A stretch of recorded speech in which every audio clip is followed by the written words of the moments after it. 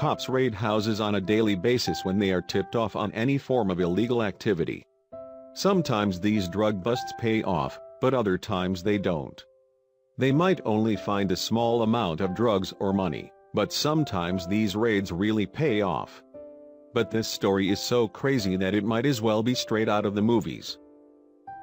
Police were called to this home for suspicious activity, and that is exactly how this all started. When the cops raided this house, they weren't expecting much, but it took a turn for the worse as soon as they went into the garage.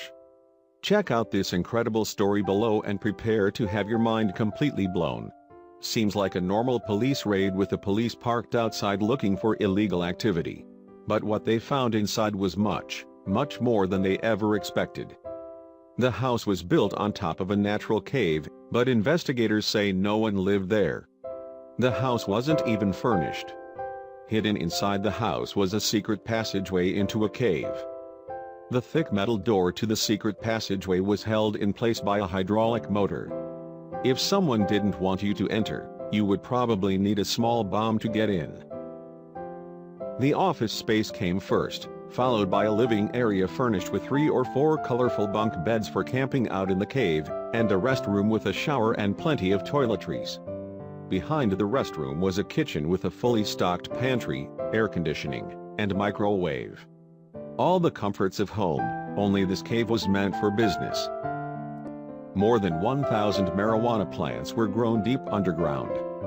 There were 2 growing areas, one held starter plants and the other held maturing plants. Each room had its own irrigation system. The lights and climate control kept the air at the perfect temperature, 87 degrees. They would grow 100 pounds of pot every 8 weeks. The job of harvesting the marijuana was so big that they actually brought in outside labor. As you can see, the ceiling escape hatch was painted the same color as the ceiling to create a disguised escape route. The escape route leads to a ladder to climb out. Just beneath the ground, there is another trapdoor. Here a hydraulic jack lifts the second trapdoor, which is hidden underneath a boulder. The escape hatch lets you out 100 yards from the home. No one driving by would have any idea what lies beneath. How did these men get caught? Was it because police thought they were growing thousands of pounds of marijuana? No. The men started stealing electricity from the local power lines to supply their fortress. They spliced into wires and caused power disruptions to the local area. Supervisors at the local power company were losing power somewhere and decided to look into it.